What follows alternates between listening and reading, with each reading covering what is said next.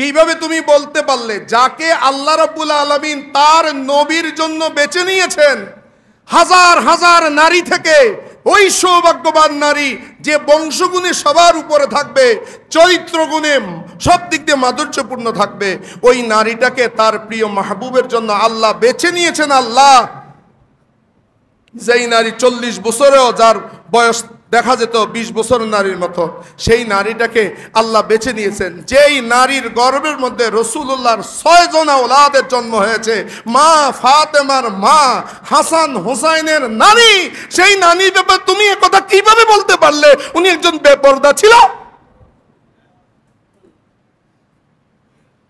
যেই মোল্লা ভারতের নায়িকার ব্যাপারে কথা বলে, আস্তাগফিরুল্লাহ বলেন না, নাউজুবিল্লাহ বলেন না, ওয়ালানা আখিরু হাদিল উম্মাহ, আখিরু হাদিল উম্মতি উলাহা, পরবর্তী জেনারেশন, এই উম্মতের পরবর্তীরা এসে পূর্বসূরীদেরকে গালিগালাজ করবে, লানত দিবে। উম্মতে মুহাম্মদের মধ্যে যারা পরে আসবে তারা এসে যাদের মাধ্যমে দিন ধর্ম ইসলাম কায়েম হয়েছে তাদেরকে তারা লানতস্তি করবে, গালাগালি করবে। আজকে আপনারা দেখতেছেন এগুলো, এদের দলে তো আলেম আছে, এদের দলে মাদ্রাসায় পড়ায় এমন শিক্ষক কি নাই? এই বদমাশগুলো আসছে 1500 বছর পরে, আসি বলতেছে তার বিরুদ্ধে এখন কথা বলছে যিনি সর্বপ্রথম ইসলাম গ্রহণ করেছে, তার বিরুদ্ধে কথা বলছে। এখন রাসূলুল্লাহ গারে হেরা থেকে সোজা যার ঘরে গিয়েছেন, রাসূলুল্লাহ সাল্লাল্লাহু আলাইহি সাল্লামকে সান্ত্বনা দেওয়ার গোটা আরবের মধ্যে কেউ নাই, যার বাপ নাই, মা নাই, চাচা নাই, দাদা নাই, তাকে সান্ত্বনা দেওয়ার যখন কেউ ছিল না, তখন রাসূলুল্লাহ সাল্লাল্লাহু আলাইহি সাল্লামের পাশে ছিলেন মা খাদিজাতুল কুবরা রাদিয়াল্লাহু তাআলা আনহা। বলুন না সুবহানাল্লাহ। আজকে সেই মা খাদিজাতুল কুবরার নাম ধরে ধরে বলা হচ্ছে, এর আগে তাদের মধ্য থেকে একই বংশের, একই ঘরানার, একই মতবাদের সে বলে দিয়েছে মা খাদিজা ইনটেক নয়। শব্দ দেখেন, ইনটেক নয়, তিনি তালাক খেয়েছেন, 2 বার তালাক খেয়েছেন, তালাক খাওয়া পৌড়া, তিনি ইনটেক নয়। এই তো বেয়াদবি করেছে। আর এক বেয়াদব কিছুদিন আগে দেখছেন আপনারা, একই ঘরানার আলেম, ভাইরাল বক্তা, এরা কোনো মাদ্রাসার কোনো জুনিয়র লেভেলের শিক্ষক না, এগুলা কোনো মাদ্রাসাতে জুনিয়র লেভেলও আসতে পারবে না। হাদিস শরীফের ইবারত পড়া তো দূরের কথা, কয় মা খাদিজা নামাজও পড়েন নাই, মা খাদিজা রোজাও রাখেন নাই, মা খাদিজা পর্দাও করেন নাই, বেপর্দা ছিলেন। সত্য না মিথ্যা? যখন দেখবা এই অবস্থা, যারা সাহাবায়ে কেরামের শানে বেয়াদবি করবে, এটা রাসূলুল্লাহ বলে, দেখেন আমি আবার এবারটা পড়তেছি, ওয়ালানা আখিরু হাদিল উম্মতে, এই উম্মতের পরবর্তী যারা আসবে তারা লানত করবে, তারা বর্ষনা দিবে, তুচ্ছতাচ্ছিল্য করবে। কাকে? উলাহা, যারা এই প্রজন্মের, এই উম্মতের পূর্বসূরি ছিল, যাদের মাধ্যমে দিন কায়েম হয়েছে। মা খাদিজাতুল কুবরা রাদিয়াল্লাহু তাআলা আনহার ব্যাপারে আমার নবী বলেন, আমি সকলের দেওনা শোধ করে দিয়েছি, আমি 2 জন মানুষের দেওনা শোধ করে পারি নাই। একজন হচ্ছে মা খাদিজা, আর একজন হচ্ছে সিদ্দিক আকবর রাদিয়াল্লাহু তাআলা। এগুলো বলে ইসলামী বক্তা। বাংলাদেশের মানুষ, আল্লাহ তাদেরকে হেদায়েত করুক, এগুলাকে 1 লক্ষ টাকা 50,000 টাকা ভিজিট দিয়ে ওয়াজ শুনতে হয়। যদি তওবা না করে কাফের কাফের কাফের কাফের কাফের। এটা শুধু আমি বলছি না, সব ওলামারা বলবে। দুঃখ লাগে, ওই দলের মধ্যে তো কিছু জ্ঞানী আলেম আছে, ওরা তো কিছুই বলতেছে না। ওরা যখন সে ভুল করে, ভুলটাকে কোনো ক্রমে ঢেকে সাফে ওকে সাফ করতে চায়, এবং বলে দিয়েছে আল্লাহ সর্বশক্তিমান। এই কথাটা বললো শিরিক হবে, একই বক্তার বক্তব্য। আমাদের দেশের নিয়ম হচ্ছে, এটা যদি আওয়ামী লীগের মানুষের যদি হয়, এটা কেলা গাছ, আওয়ামী লীগের মানুষের মতো না, এটা বট গাছ। এটা যদি কচু গাছ হয়, বিনফির মানুষ কেব না, এটা আপেল গাছ। মানে আগে দেখবে যে এটা কোন দল করে, সে কোন দল করে। যদি দল তার দলের লগে মিলে, সে নিষ্পাপ ফেরেশতা। একই অবস্থায় ওনাদেরও হয়েছে। ওরা তো ইসলামী দল নয়, ইসলামী নাম ব্যবহার করে না, ওরা পার্থিব স্বার্থে করে। ওদের মধ্যে প্রতারণা থাকবে, ওরা বলবে যে রাজনীতি একটা খেদা, যে যাকে ড্রস দিতে পারে ওটাই রাজনীতি। ইসলামে তো এটা নাই, ইসলামে তো এই সমস্ত মুনাফিকি নাই, এ সমস্ত বাটফারি নাই। এগুলো যারা করে, যারা সমর্থন করে, মা খোদার কসম করে বলছি, মা খাদিজার ব্যাপারে যদি আপনি মুখ খোলেন, আল্লাহ নারাজ হয়ে যাবে। আল্লাহ এমন একজন নারী, যেই নারীকে আল্লাহ রাব্বুল আলামিন দুনিয়া থাকতে যেই নারী, সেই নারীকে জিবরিলকে পাঠালেন, জিবরিল যাও আমার পক্ষ থেকে খাদিজাকে সালাম দিয়ে দাও। তুমি সেই খাদিজার ব্যাপারে কথা বলছো? ইতিহাস খুলে দেখুন, রাসূলুল্লাহর ইসলাম এখনো প্রচার হয়নি। আপনাদেরকে আমি দুইটি কথা বলি।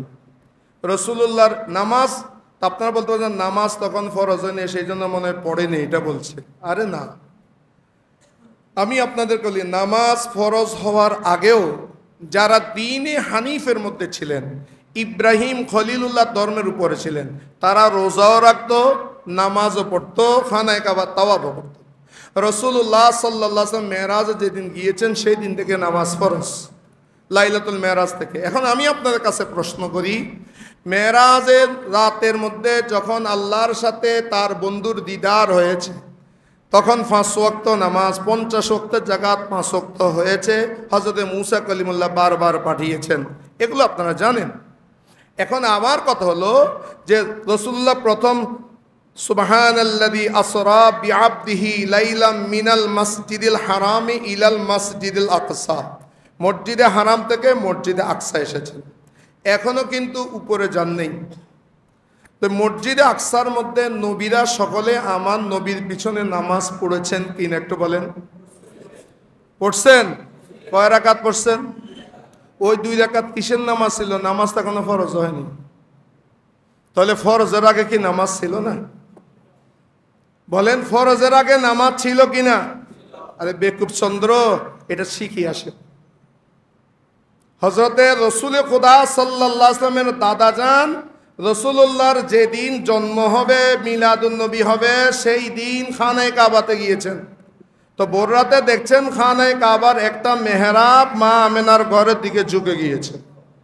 তো এখন হযরতে খাজা আব্দুল মুত্তালিব রাসূলুল্লাহর দাদা খানায় কাবাতে কেন গেছেন? নামাজ পড়তে জানলেন।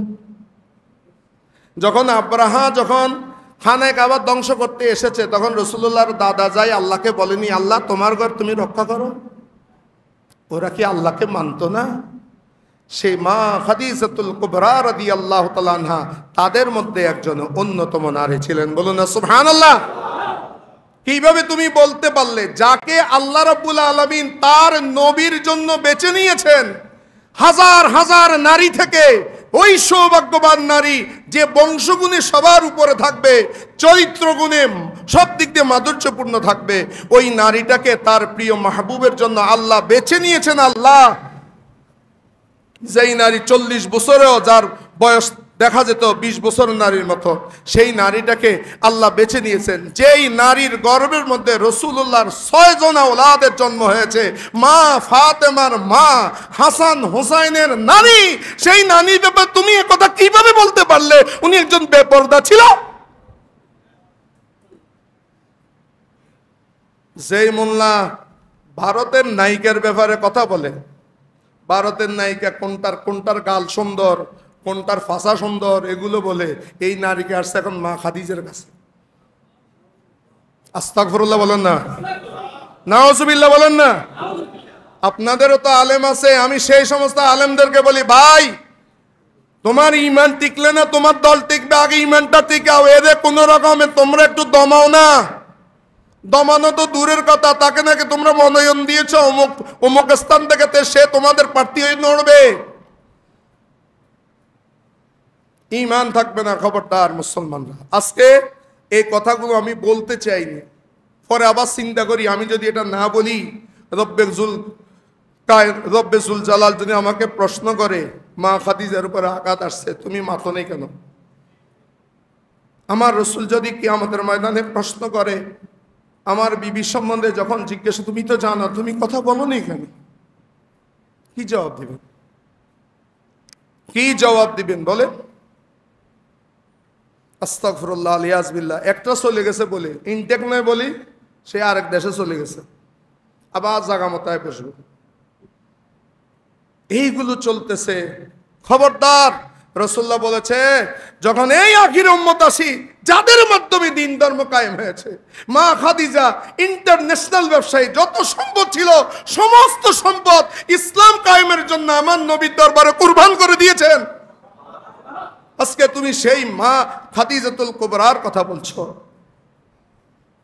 যখন রাসূলুল্লাহকে পাথরে আঘাত করে জর্জরিত হয়ে রাসূলুল্লাহ রক্তাক্ত, সেই রক্ত মুছার জন্য কেউ ছিল না, তখন মা খাদিজাতুল কুবরা নিজের আঁচল দিয়ে রাসূলুল্লাহর খুন মুবারক মুছতেন আর আমার নবীকে সান্ত্বনা দিতেন। তুমি আসছো আজকে যখন আরবের মধ্যে দুর্ভিক্ষ দেখা দিয়েছে, সেই দুর্ভিক্ষের সময় রাসূলুল্লাহর কাছে সম্পদ বিলিয়ে দিলেন আর বলেন, ইয়া রাসূলুল্লাহ আটা নিয়ে আসুন। মা খাদিজাতুল কুবরাকে আমার নবী সেই আটার খামির করে দিত, মা খাদিজাতুল কুবরা সেই রুটি বানাতো আর রাসূলুল্লাহ সেই রুটি গরিবদের মধ্যে, অনাহারীদের মধ্যে বিলিয়ে দিতেন। তুমি সেই খাদিজার ব্যাপারে বলছো, তুমি সেই খাদিজার ব্যাপারে বলছো যেই খাদিজা ইন্তেকালের পরে রাসূলুল্লাহকে বলে গেছেন, ইয়া রাসূলুল্লাহ আমি যখন দাফন করা হবে আমাকে আপনি আমার কবরের পার থেকে নড়বেন না, যতক্ষণ মুনকার নাকিরের সওয়াল শেষ হবে না ততক্ষণ দাঁড়িয়ে থাকবেন। রাসূলুল্লাহ কাঁদছেন, মা খাদিজার কবরের মধ্যে দাঁড়িয়ে আছেন। সেই মা খাদিজাতুল কুবরার কবরের মধ্যে যখন দাঁড়িয়েছেন, রাসূল দেখেন মুনকার নাকির আসছে না, আমার রাসূল দাঁড়িয়ে আছেন। আল্লাহ জিবরিলকে পাঠিয়ে দিলেন, জিবরিল যাও আমার হাবিবকে বলে দাও দুনিয়ার সব মানুষের কবরের মধ্যে মুনকার নাকির যাবে, কিন্তু খাদিজা আমাকে এমন ভাবে জয় করেছে খাদিজার কবরে মুনকার নাকির যাবে না।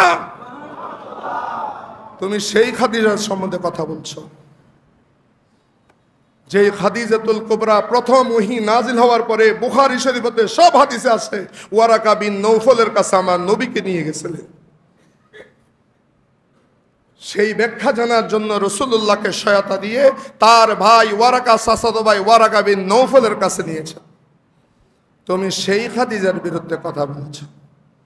মুসলমান আগে ইমান বাঁচেন, তারপর দুনিয়া দেখিয়েন। এটা আমার দলের লোক, হুজুরে মনে হয় ওনাকে পছন্দ করে না, উনি বাসসিটির মাল কেন, উনি কলেজের মাল, উনি এই মাল সেই মাল, এই মাল বিবেচনা আগে নিজের ইমান বাঁচান। ইমান থাকবে না যারা তাকে সাপোর্ট করবে, আল্লাহ তাকে তওবা করার তৌফিক দান করুক।